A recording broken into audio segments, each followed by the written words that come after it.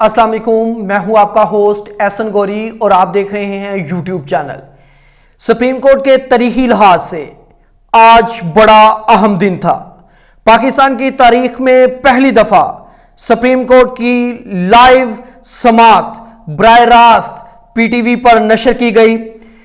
Justice काजी फाइज ईसा ने guard of honour क्यों नहीं लिया और जस्टिस काजी फाइज ईसा का आज पहला दिन था, उन्होंने कौन से केस की समाअत की, इस पर मुख्तलिफ जजेस के क्या क्या रिमार्क सामने आए, इस पर हम बात करेंगे। शहबाज शरीफ लंदन से वतन वापिस आ रहे हैं, वो वतन वापिस क्यों आ रहे हैं, इस पर हम बात करेंगे। उन्होंने कितनी मुद्दत के लिए लंदन में क़याम किया और कौन कौन से अहम मुआहिदे और अहम मीटिंग्स लंदन में की, हम इस पर बात करेंगे। उसके बाद नाज़रीन, बड़े अफसोस के साथ आज आपके साथ एक खबर शेयर करने जा रहे हैं कि पीटीआई के रहनुमा अब्बाद फरूक के बेटे अमार की वफात हो गई है, इस पर भी हम बात करेंगे। और शेख रशीद को क्यों गिरफ्तार किया गया, शेख रशीद को 9 मई के बाद इतनी देर से गिरफ्तार क्यों नहीं किया गया था और अब क्यों गिरफ्तार किया गया, शेख रशीद किस शख्सियत के हाथ अपने पैगामात भेजते थे और क्या चाहते थे, हम इस पर बात करेंगे। उसके बाद नवाज शरीफ के शानदार इस्तकबाल की तैयारियां हो रही हैं, किन किन शख्सियात को कौन कौन से टास्क दिए जा रहे हैं, कहां कहां से लोगों को अरेंज किया जा रहा है, इस सारी प्लानिंग के ऊपर बात करेंगे। उसके बाद राजा रियाज साहब की नून लीग में एंट्री, इस पर बात करेंगे। इमरान खान अब क्या सोच रहे हैं, इस पर बात करेंगे। और क्रिकेट टीम में क्या क्या कन्फ्लिक्ट हैं, हम इस पर भी बात करेंगे। नाज़रीन, आज सुप्रीम कोर्ट में प्रैक्टिस एंड प्रोसीजर केस पर समाअत हुई। काजी फाइज ईसा ने फुल कोर्ट की सरबराही की। फुल कोर्ट में सुप्रीम कोर्ट के तमाम 15 जजेस शामिल थे। यह तारीख में पहली दफा हुआ है कि सुप्रीम कोर्ट की तमाम समाअत को लाइव पीटीवी पर बराह रास्त दिखाया जा रहा था। इस मौका पर सुप्रीम कोर्ट के मौजूदा चीफ जस्टिस काजी फाइज ईसा की तरफ से जो बड़े रिमार्क सामने आए, उनको भी आज के इस व्लॉग का हिस्सा बनाते हैं। जस्टिस काजी फाइज ईसा ने कहा कि सुप्रीम कोर्ट के मौजूदा रूल्स आइन के मुनाफी हैं, आइन के मुतसादम है, सिस्टम ऑफ गवर्नेंस को तबाह नहीं करना चाहते। और उनके एक साथी जज ने बड़ा अहम रिमार्क्स दिया, इस पर भी हम बात करेंगे। चीफ जस्टिस अगर फुल कोर्ट बनाने से इनकार करते हैं तो क्या पार्लियामेंट को मुदाखलत नहीं करना चाहिए, ये जस्टिस अतर मेनुल्ला ने ये रिमार्क्स दिए। नाज़रीन, मैं आपको एक आसान तरीके से समझा देता हूं कि सुप्रीम कोर्ट में प्रैक्टिस एंड प्रोसीजर केस है क्या था। पीडीएम गवर्नमेंट ने जो इसके ऊपर एक लॉ पास किया वो क्या था, और जस्टिस उमर अता बंदयाल जो साबका चीफ जस्टिस ऑफ पाकिस्तान थे, वो उन्होंने इस पर क्यों फुल कोर्ट तश्कील नहीं दिया। पहले तो मैं आपको जरा इसका बैकग्राउंड बता देता हूं कि पीडीएम की गवर्नमेंट, जिसमें नून लीग और दूसरी तमाम इत्तेहादी पार्टीज शामिल थी, उन्होंने एक लॉ पास किया जिसके मुताबिक, जैसे आपने देखा होगा कि अक्सर कई अहम मामलात पर चीफ जस्टिस जो है वो सो मोटो एक्शन ले लेते हैं। तो उन्होंने जो सो मोटो एक्शन के इख्तियारात है, यानी चीफ जस्टिस ऑफ पाकिस्तान के जो इख्तियारात हैं, उनको महदूद कर दिया था और उन पर जो है वो एक चेक एंड बैलेंस और एक, जिसे कहते हैं ना, अकाउंटेबिलिटी का प्रोसेस शुरू कर दिया था कि जब कोई भी चीफ जस्टिस जो है वो सो मोटो या किसी अहम केस पर समाअत करते हैं तो उसके लिए फुल कोर्ट को, बेंच को तश्कील देना लाजिम है। और उन्होंने जो चीफ जस्टिस के इख्तियारात हैं उसको भी महदूद कर दिया था। अब चीफ जस्टिस जो साबका चीफ जस्टिस उमर अता बंदयाल साहब है, वो इस पर फुल कोर्ट तश्कील नहीं देना चाहते थे और वो इस अमेंडमेंट को और इस बिल को जो है वो काबिल समाअत ही नहीं करार दे रहे थे और वो कहते थे कि इसको वापस भेज दे, ये अदालत के ऊपर और अदलिया की आजादी पर हमला है।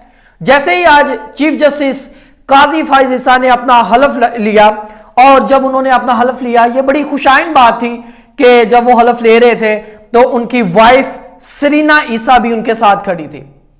ये बड़ी अच्छी बात थी क्योंकि सरीना ईसा जो है हर थिक एंड थिन और हर अच्छे और बुरे वक्त में चीफ जस्टिस काजी फाइज ईसा के साथ रही, चाहे वो उनके सेहत के मामला थे या उन पर कोई अदालती कार्रवाई हुई तो उनकी एक अच्छी बीवी के तौर पर उनके साथ खड़ी रही। आज या तो ये एक अच्छा इकदाम था अपने लाइफ पार्टनर को सराहने का, या ये उन ताकतों को जवाब देना था जिन्होंने सरीना ईसा के ऊपर जो है वो रेफरेंस दायर किया, काजी फाइज ईसा पर रेफरेंस दायर किया और जो जिसने लिख के भेजा था उस वक्त चीफ जस्टिस को वो सदर आरिफ अलवी थे और सदर आरिफ अलवी साहब जो है वो काजी फाइज ईसा का हलफ ले रहे थे। बहुत बड़ी बात है। आज जैसे ही जस्टिस काजी फाइज ईसा ने अपने दिन का आगाज किया और आज उनकी अदालती और as a chief justice of Pakistan उनका पहला दिन था। जैसे ही वो आए, बगैर उन्होंने चीफ जस्टिस का प्रोटोकॉल यूज नहीं किया, अपनी प्राइवेट गाड़ी पर अदालत में तशरीफ लाए सुप्रीम कोर्ट और उसके बाद उन्होंने गार्ड ऑफ ऑनर लेने से इनकार किया और बकायदा तौर पर आज उन्होंने पहले दिन केस की समाअत की और पहले दिन ही फुल कोर्ट तश्कील दिया और तमाम अपने साथी जजेस को उन्होंने इत्माद में लिया और इस पर जो भी उनके रिमार्क सामने आए वो बड़े मानीखेज थे। अब मैं आपको ये पूरा समअप करके बता रहा हूं कि जो ये आज जो दरख्वास्त गुजार थे उनका क्या जो है वो मौकफ था और चीफ जस्टिस का इसके ऊपर क्या मौकफ था। अब जो दरख्वास्त गुजार थे इस पर प्रैक्टिस एंड प्रोसीजर केस पर वो कह रहे थे कि चीफ जस्टिस ऑफ पाकिस्तान के इख्तियारात को सुलभ ना किया जाए। जो चीफ जस्टिस ऑफ पाकिस्तान के जो पहले से इख्तियारात मौजूद हैं वो कायम रहे और इस पर जो दरख्वास्त गुजार के वकील थे उन्होंने कहा कि अगर ये सुलभ किए जाते हैं तो ये इंसानी हकूक की खिलाफ वर्जी है और इस पर जो लोग हैं उनकी आजादी पर और उनके जो इंसाफ के मामला है उस पर ये डायरेक्टली हमला है। इस पर चीफ जस्टिस ऑफ पाकिस्तान जो है उनकी राय जो है वो मुख्तलिफ थी।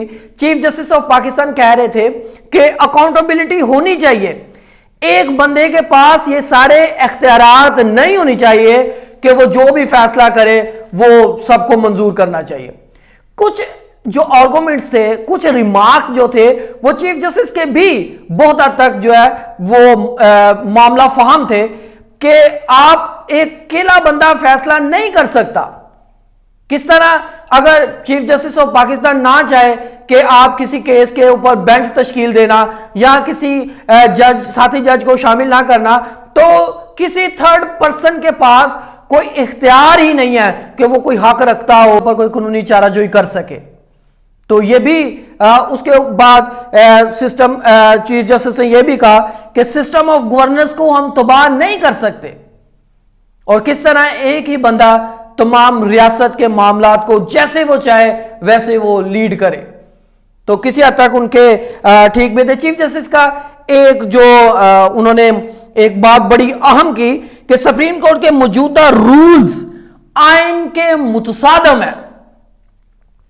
अब किस तरह chief justice of Pakistan supreme court के रूल्स को चेंज करते हैं और इसमें क्या क्या तब्दीली लाते हैं, ये आइंदा आने वाले दिनों में हम देखेंगे कि क्या क्या तब्दीलियां होती हैं और इन तब्दीलियों से क्या किसी को नवाजा तो नहीं जा रहा या सुप्रीम कोर्ट में वाकई ही एक अच्छी तब्दीली आ रही है। ये आइंदा आने वाले दिनों में हम देखेंगे। उसके बाद हम बात करते हैं कि शहबाज शरीफ जो साबका पीडीएम के दौर में साबका वजीर आजम ऑफ पाकिस्तान थे वो अब लंदन से पाकिस्तान तशरीफ ला रहे हैं। और वो लंदन क्यों गए थे? वो क्योंकि मियां मोहम्मद नवाज शरीफ साहब जो है वो वतन वापस तशरीफ ला रहे हैं और उनके लिए एक ग्राउंड प्लान तश्कील देने के लिए किस तरह उन्होंने कानूनी मामलात में आगे बढ़ना है, किस तरह उनके शानदार इस्तकबाल की तैयारी करनी है और कहां कहां से अपने भाई को कब कब रिलीफ लेके देना है, इस सारे मंसूबे को हतमी शक्ल देने के लिए शहबाज शरीफ साहब जो हैं वो पाकिस्तान तशरीफ ला रहे हैं। उसके बाद शेख रशीद साहब को गिरफ्तार क्यों किया गया?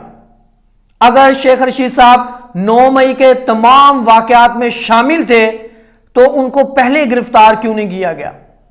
शेख रशीद साहब ने बड़े पैगामात एस्टेब्लिशमेंट को भेजे और बड़ी माफी तलाफियां चाही, लेकिन एट दी एंड उनको भी गिरफ्तार कर लिया गया क्योंकि समझा यह जा रहा था कि अगर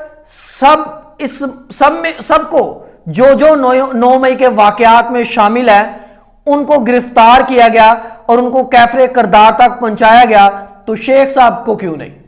क्योंकि शेख रशीद साहब ने एक पैगाम यह भी भेज दिया था कि मैं अपनी आर्मी और एस्टेब्लिशमेंट के खिलाफ नहीं हूं, लेकिन मैं इमरान खान के साथ खड़ा हूं और मुझे मजबूर ना किया जाए कि मैं इमरान खान का साथ छोड़ूं।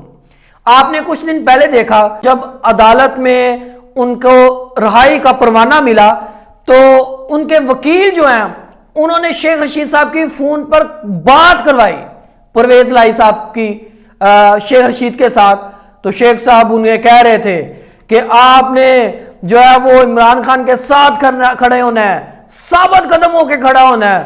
तो शेख रशीद साहब को तभी उन्होंने जो कुछ शख्सियात ने फैसला कर लिया गया था कि परवेज लाई को तो हम बाद में देखेंगे, पहले हम आपको बता देते हैं कि आप किस तरह इस किस्म के बयानात देते हैं और आप किस तरह इस किस्म की स्टेटमेंट्स देते हैं। तो शेख रशीद साहब को अब गिरफ्तार कर लिया गया है। गुज़श्ता शब जो है उन्हें गिरफ्तार किया गया और उनको गिरफ्तार सादा कपड़ों में मलबूस कुछ शख्सियात ने किया और उनको कहां शिफ्ट कर दिया गया। नईम पंजोता का एक बयान सामने आया कि वो किसी भी केस में जो है मतलूब नहीं थे, फिर उन्हें क्यों गिरफ्तार किया गया। और मैं आपको यह भी बात बताऊं कि शेख रशीद साहब उम्र के जिस हिस्से में है उनको मारा नहीं जाएगा और ना कुछ उन पर इस तरह के जो है वो कार्रवाई की जाएगी, बस उनका सॉफ्टवेयर अपडेट होने वाला है और वो आइंदा आने वाले दिनों में बाकायदा कर दिया जाएगा। और जैसे ही 9 मई के वाकयात हुए शेख रशीद साहब स्टेप बैक तो हुए थे अपनी तमाम उसके बाद उनका ना तो कोई इंटरव्यू सामने आया ना कोई स्टेटमेंट, छोटे मोटे ट्वीट जरूर करते थे, लेकिन उनको यह गुमान भी नहीं था कि उनको फिर गिरफ्तार किया जाएगा क्योंकि वो कहते थे कि मैं शायद लाडला हूं, लेकिन उनको बता दिया गया है कि जब भी आप रियासती अदारों के साथ इस तरह करेंगे तो उसका इंजाम इस तरह का ही होगा। नहायत अफसोस के साथ और नहायत अफसुर्दा दिल के साथ मैं ये खबर आपके साथ शेयर करने जा रहा हूं कि अबाद फरूक के बेटे अमार की आज वफात हो गई। वो बच्चा तरस गया अपने वालिद की एक झलक देखने के लिए, लेकिन वो अपने वालिद से ना मिल सका। उनके वालिद जो हैं वो अबाद फरूक साहब 9 मई के वाकयात में जेल में हैं और जैसे ही पुलिस रेड करती थी और पुलिस की इस रेड में ही वो बच्चे ने इस कदर टेंशन ली जब उसके बाप को गिरफ्तार किया गया और उसके बाद अमार जो है सकते में चले गया कि वो वापस हील ना हो सका और आज वो अल्लाह को प्यारा हो गया। बड़ी जिसे कहते हैं दिल दिखला देने वाली और हार्ट ब्रेकिंग न्यूज़ थी सबके लिए। उसके बाद हम बात करते हैं कि नवाज शरीफ के शानदार इस्तकबाल की तैयारियां कर ली गई हैं। किस किस को क्या क्या टास्क दिया गया है, उनमें 5-6 नाम बड़े अहम हैं। ख्वाजा साद रफीक को बाकायदा उस प्लानिंग और उस टीम का हिस्सा बनाया गया है। मरियम नवाज इस टास्क को लीड कर रही हैं। नून लीग का एक टास्क है कि 10 लाख लोगों को एयरपोर्ट आपने लेके आना है और नवाज शरीफ के बाकायदा इस्तकबाल के लिए उन तमाम लोगों को लेके आना ताकि बाकायदा तौर पर नवाज शरीफ का एक नेल्सन मंडेला और एक इमाम ख़ुमैनी की तरह इस्तकबाल किया जाए। ये वही नवाज शरीफ हैं जो इधर से चोरी करके भागे हुए हैं और दवाई लेने गए थे और 3.5 साल 4 साल के बाद वापस आ रहे हैं और उनके इस्तकबाल के लिए तैयारियां की जा रही हैं। हमजा शहबाज का रोल बड़ा अहम होगा इस सारे इस्तकबाल की तैयारियों में। ख्वाजा साद रफीक है और आबिद शेर अली हैं, राना सनाउल्लाह हैं, इनको बड़े बड़े टास्क दिए गए हैं कि आपने किस तरह लोगों को जमा करना है। उसके बाद हम बात करते हैं इमरान खान की मौजूदा जो प्लानिंग है वो क्या है। इमरान खान अब क्या सोच रहे हैं, और इमरान खान अब मुफाहमत की पॉलिसी सोच रहे हैं। इमरान खान चाहते हैं कि उनके लिए अब कोई रास्ता निकाला जाए ताकि उनको जेल से बाहर लाया जाए और वो बाकायदा अपनी इलेक्शन मुहिम का आगाज कर सके और अपनी पार्टी को बरसरे इक्तदार ला सके, क्योंकि इमरान खान ये सियासी जो एक गेम है उसको बांध चुके हैं कि किस तरह अब जेल से निकलकर इक्तदार में आना है। तो आइंदा आने वाले दिनों में देखते हैं कि इमरान खान को रिलीफ मिलता है या इमरान खान इसी तरह जेल में रहकर सिर्फ नारों बातों और अपने लॉजिक से ही गुजारा करते हैं। उसके बाद राजा रियाज साहब की बकायदा नून लीग में एंट्री हो गई है। ये राजा रियाज साहब वही हैं जो जिस भी पार्टी में होते हैं हमेशा, मैं बात ये कहना तो नहीं चाहता एज ए जर्नलिस्ट कि हमेशा इनका जो मौकफ है वो बड़ा जिसे कहते हैं ना हंसा देने वाला है, वही होता है कि इनको कोई भी कुछ नहीं समझता। तो देखते हैं आप नून लीग में पीपल्स पार्टी से निकले तो पीटीआई में आए, पीटीआई से निकले तो अब नून लीग में गए, अब नून लीग से निकलेंगे तो पता नहीं कहां जाएंगे। ये अब आगे आगे देखते हैं कि राजा रियाज साहब के साथ क्या होता है। राजा रियाज साहब को आज जो है बड़ी शिद्दत के साथ जो है वो लोटा लोटा के नारे लगाए जा रहे हैं और राजा रियाज साहब जो है नवाज शरीफ जिंदाबाद, नवाज शरीफ जिंदाबाद के नारे लगा रहे हैं। उसके बाद हम बात करते हैं पाकिस्तान क्रिकेट टीम में क्या चल रहा है। पाकिस्तान की क्रिकेट टीम में जो है कुछ क्लैशेस आए, जैसे ही पाकिस्तान एशिया कप में अच्छा परफॉर्मेंस नहीं कर सका श्रीलंका के खिलाफ, इंडिया के खिलाफ, तो कुछ जो खिलाड़ी हैं उनके और कप्तान के दरमियान कुछ क्लैशेस आए, जिनमें शाहीन अफरीदी था, जिनमें फखर जमान था और रिजवान शामिल था। इनकी जो है आपस में कुछ बहस हुई। उसके बाद कुछ बाबर की तरफ से जो है वो कुछ स्टेटमेंट सामने आई थी और बाबर ने अब मुतालबा किया है कि अगर तो आप चाहते हैं कि हमारी टीम वर्ल्ड कप में अच्छा परफॉर्म करे तो आपको मुझे एक ऐसी 11 लड़कों की टीम देनी होगी जो परफॉर्म भी करे और जो मेरी तवक्कात पर पूरी भी उतरे और जो जिनको पता हो कि किस तरह कप्तान लीड करता है और किस तरह कप्तान के पीछे खड़े होना है। अब देखते हैं कि आइंदा आने वाले दिनों में किस तरह ये सियासी और कानूनी पहलू बदलते हैं और किस तरह पाकिस्तान के हालात बेहतर होते हैं। अपने होस्ट एहसन गौरी को इजाजत दीजिएगा। अल्लाह हाफिज।